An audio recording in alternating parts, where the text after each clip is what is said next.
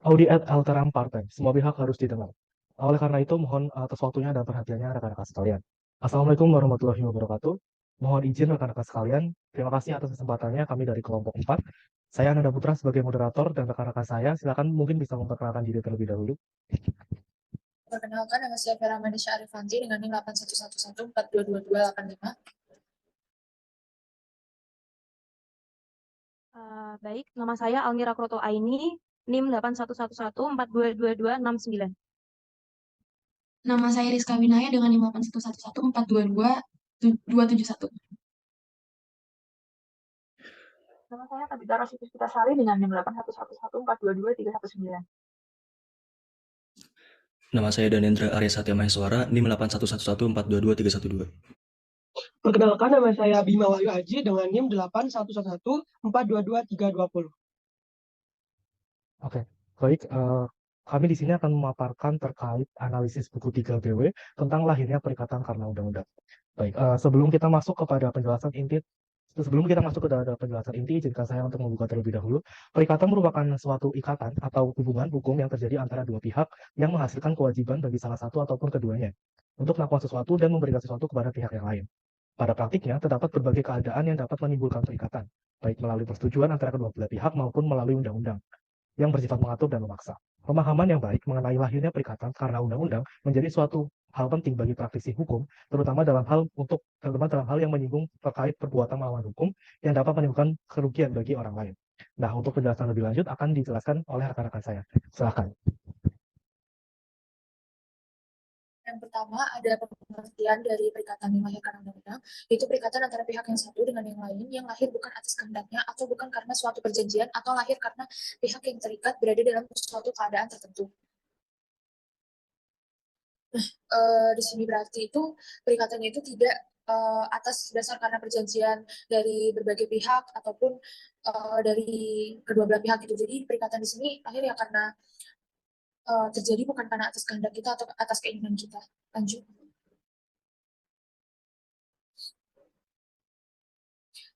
Di sini ada dua macam perikatan yang lahir karena undang-undang. Yang pertama itu karena undang-undang saja, dan yang kedua karena undang-undang karena perbuatan orang. Lanjut.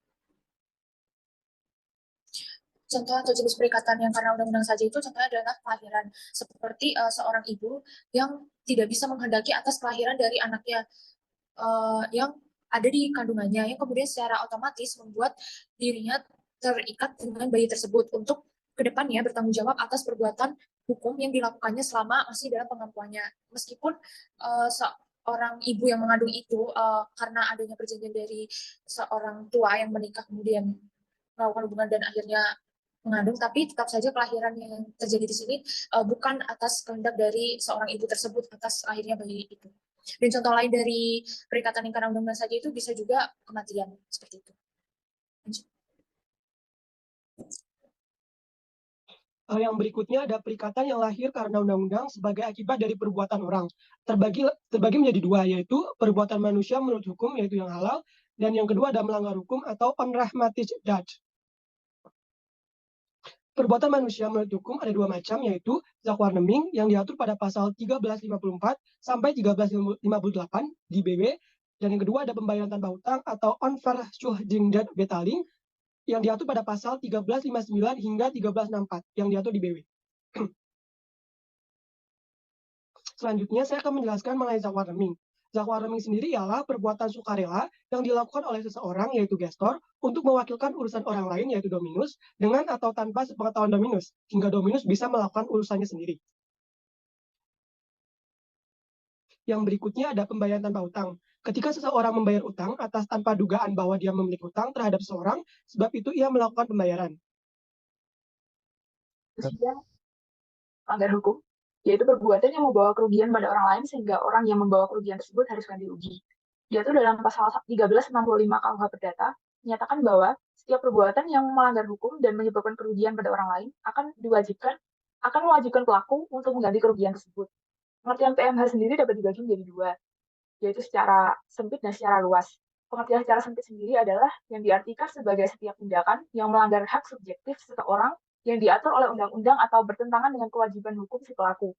Dan PMH dalam arti luas yang mencakup pelanggar wewenang khusus yang diberikan oleh hukum kepada seseorang, bertentangan dengan kewajiban hukum berlaku, bertentangan dengan kaidah keasusilaan, dan bertentangan dengan kepatutan yang berlaku.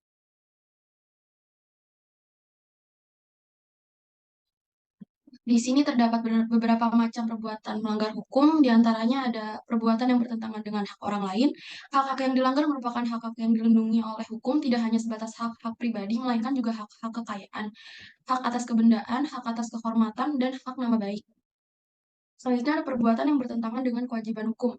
Kewajiban hukum merupakan suatu kewajiban yang diberikan oleh hukum terhadap seseorang, baik hukum tertulis yaitu undang-undang maupun hukum tidak tertulis.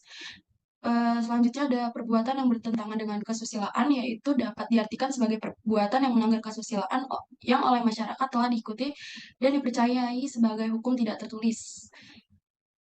Next.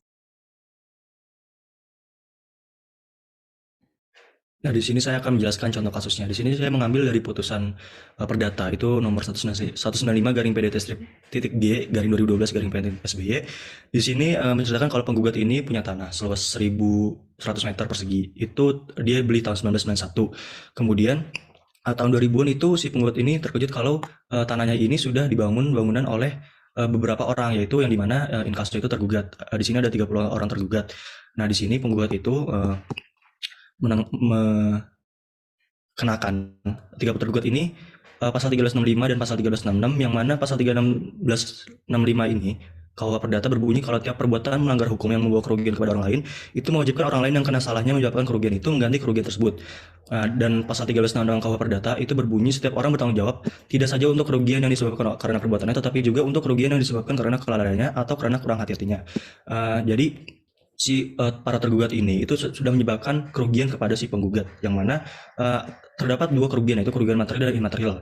Yang pertama, kerugian material, kalau misalkan tanah yang punya penggugat ini dibangun bisnis atau apapun itu, dia bisa menghasilkan uang sejumlah, kalau dihitung-hitung, sekitar 250 juta, dan itu menjadi kerugian material. Dan untuk kerugian imaterialnya itu si penggugat ini terkuras tenaganya, pikiran, dan waktunya untuk mengurus kayak kasus ini gitu loh, yang berkepanjangan guna menghadapi masalah ini.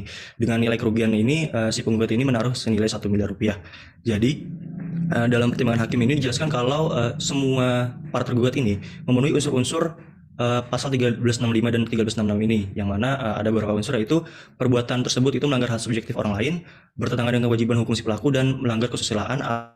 Disimpulkan kalau kasus sengketa tanah di atas ini yang saya tadi ceritakan itu, dengan adanya perbuatan melawan hukum itu yang dilakukan oleh para tergugat, itu yang menempatkan tanah bukan kepemilikannya dan digunakan si para tergugat ini tanpa izin pemiliknya, yaitu penggugat, telah menimbulkan kerugian bagi si penggugat, baik itu kerugian material dan ataupun kerugian imaterial.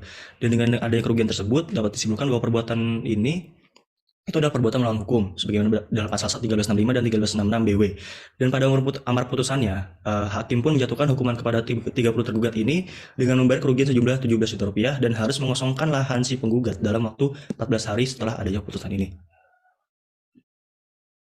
Berdasarkan penjelasan dari rekan-rekan saya sebelumnya, dapat disimpulkan bahwa perikatan yang lahir dari undang-undang adalah perikatan yang tidak dikehendaki oleh orang atau pihak yang terlibat.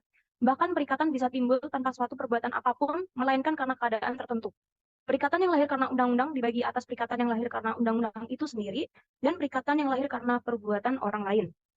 Perikatan yang lahir karena perbuatan orang dibagi lagi menjadi perbuatan manusia menurut hukum, atau perbuatan halal, dan perbuatan melanggar hukum, atau istilah lainnya unrahmatic.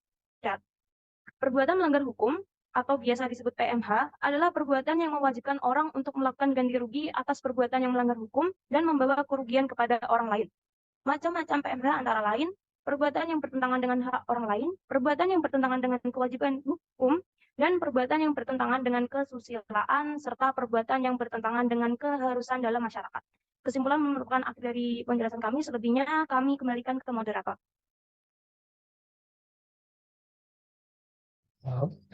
Baik, terima kasih atas penjelasannya.